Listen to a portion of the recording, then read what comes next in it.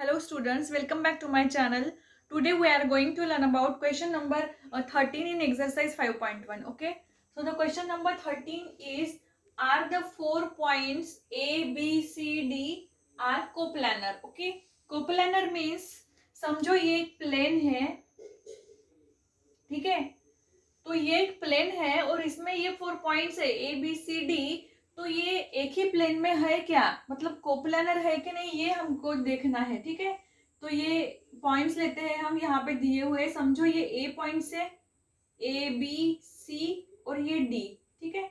ये एक वेक्टर है, ये वेक्टर है ए बी, ये ए बी ए डी और ए सी, ये वेक्टर्स लेते हैं हम क्योंकि 4 पॉइंट दिए हुए हैं। तो ये जो वेक्टर है चारों, ये एक ही प्लेन में है क्या, मतलब कोप्लानर है कि नहीं, ये हमको देखना है और जस्टिफाई योर आंसर, ठीक है। तो ठीक है, तो देखो आप, जैसे मैंने आपको बेसिक में बताया था कि ये समझो कोई भी एक वेक्टर हम लेते हैं, समझो ये ए डी बार लिया, तो A D bar is equal to ये ए बी बार प्लस ये ए सी बार। ये जो होता है ये लीनियर कॉम्बिनेशन होता है इसके स्केलर मल्टीपल का, और इसके स्केलर मल्टीपल लेते हैं T1 और T2। तो ये होता है A D bar is equal to T1 A B bar plus T2 A C bar, ठीक है। तो ये लीनियर कॉम्बिनेशन है स्केलर मल्टीपल का। तो ये T1 और T2 की जो वैल्यू रहेगी वो एग्जैक्टली सेम आना चाहिए। तो वो अगर सेम आती है तो वो कोप्लानर होंगे, ठीक है। तो ये हमको फाइंड करना है, तो इसको सॉल्व करते हैं। अभी are the 4 points are coplanar. अब इसको हम लेते हैं, ये है ए बार, अब ये 1 -1 और 1 दिया हुआ है, ठीक है। तो इनको हमको आईजेके के फॉर्म में लिखना है। तो आपको पता है आईजेके के फॉर्म में अब यहाँ पे 1 1 है, तो क्या होगा ये जनरली हम 1 लिखते नहीं है, तो ये होगा प्लस आई, ये होगा माइनस जे और ये होगा प्लस के, ठीक है। इसके सामने 1 है, यहाँ -1 है और ये 1 है, इसके coefficient I J K. Then B bar is equal to क्या है, -1 1 1, मतलब ये होगा minus I plus J plus के।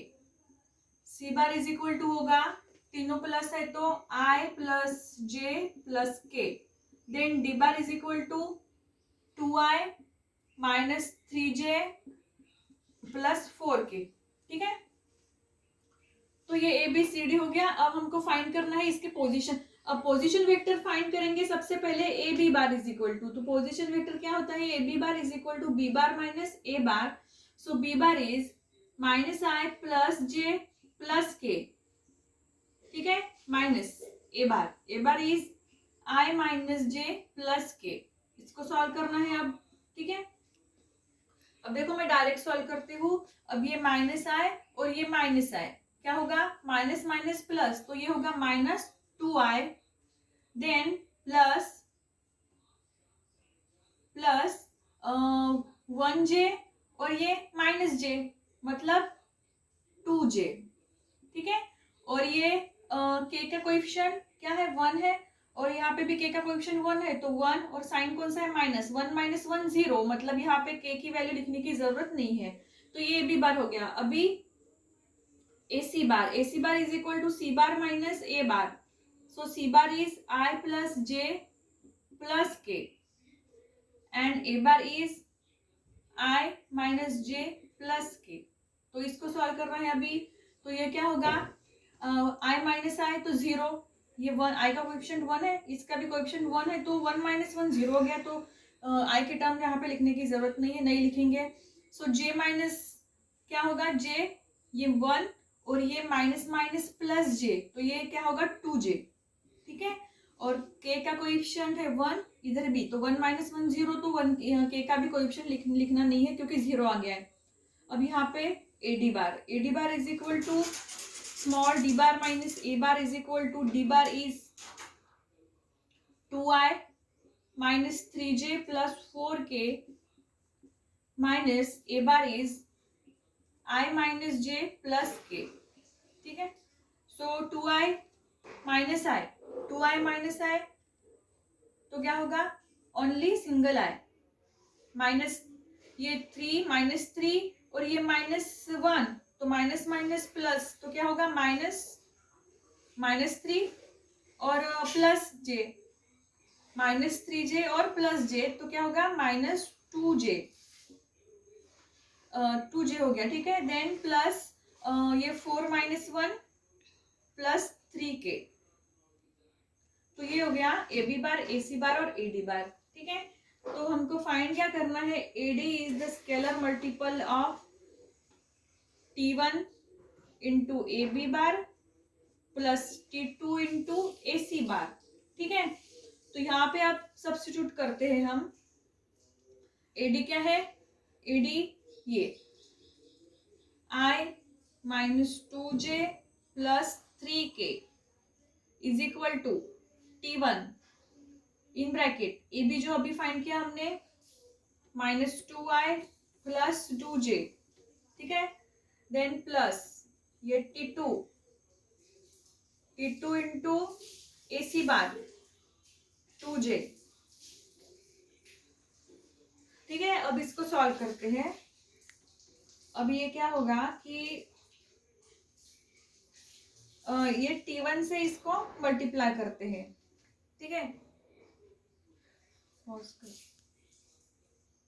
सो दिस इज T1 से इसको मल्टीप्लाई करते हैं, माइनस ये होगा minus T1 minus 2 into T1 और ये I, ठीक है। Then plus 2 into T1j plus ये क्या है ट्वाइस T2 इंटू j, ठीक है।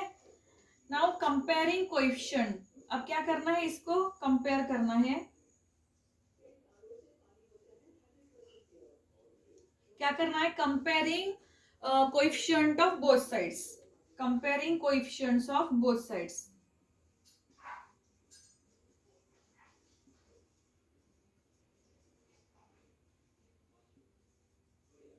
मतलब ये साइड से इधर साइड्स को कंपेयर करना है।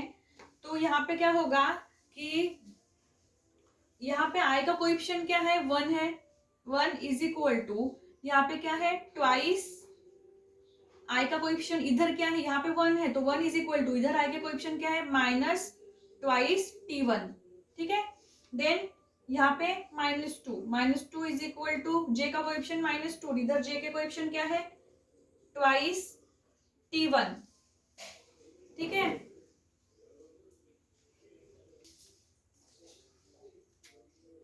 देखो यहाँ पे एक स्टेप्स और ऐड करते हैं इसके पहले, ठीक है। इसके पहले और एक स्टेप यहाँ पे लिख सकते हैं हम। यहाँ पे ये होगा माइनस ट्वाइस T1 इंटू आई, साइड में ले लेते ब्रैकेट के। देन प्लस यहाँ पे ये ट्वाइस T1 प्लस ये ट्वाइस T2, इनको हमने एक ब्रैकेट में ले लिया क्योंकि ये J की टर्म है, ठीक है। और प्लस यहाँ पे K की तो टर्म हमने लिखी नहीं थी, तो ये K की टर्म जो है यहाँ पे K का तो है ही नहीं, यहाँ पे 0 इंटू K हो रहा है, ठीक है, 0 इंटू K। तो ये K की टर्म भी नहीं लिखना है हमें, यहाँ पे सिर्फ I और J के टर्म ही है, K की वैल्यू तो 0 दिखा रहा है क्योंकि यहाँ इसके कंपेयर में इधर K की टर्म है ही नहीं, ठीक है। So then comparing coefficient,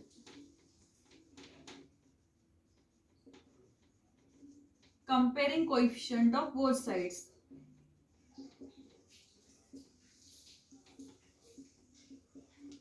तो अभी लेना है ये 1 is equal to minus twice T1, minus 2 is equal to twice T1 plus twice T2, then 3 is equal to ये क्या है कुछ भी नहीं, मतलब 0 है K की टर्म, तो ये 0 हो गई।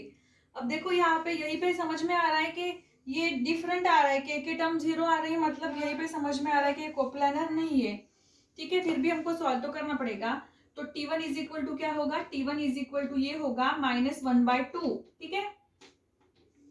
ये हो गई T1 की वैल्यू, क्योंकि ये T1 और ये माइनस साइन इधर आ गया। अब यहाँ से अगर हम अगर 2 से इसको डिवाइड करते हैं तो ये क्या होगा -1 is equal to T1 plus T2, ठीक है। -1 is equal to T1 plus T2। So इधर लिखती हूँ,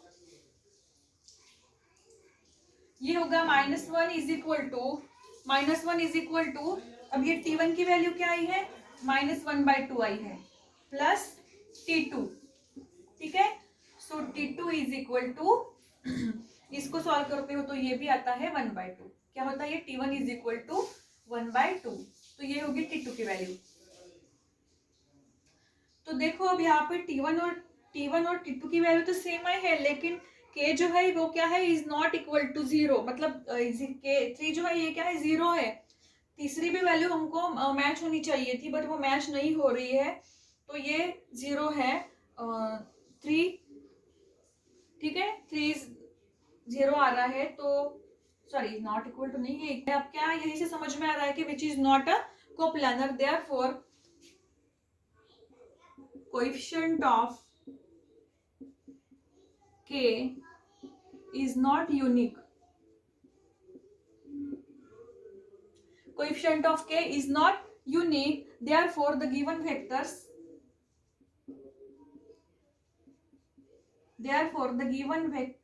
are not coplanar. Given vector जो है दिए हुए वो क्या है? कोप्लानर नहीं है, therefore the given points A, B, C, D are not coplanar.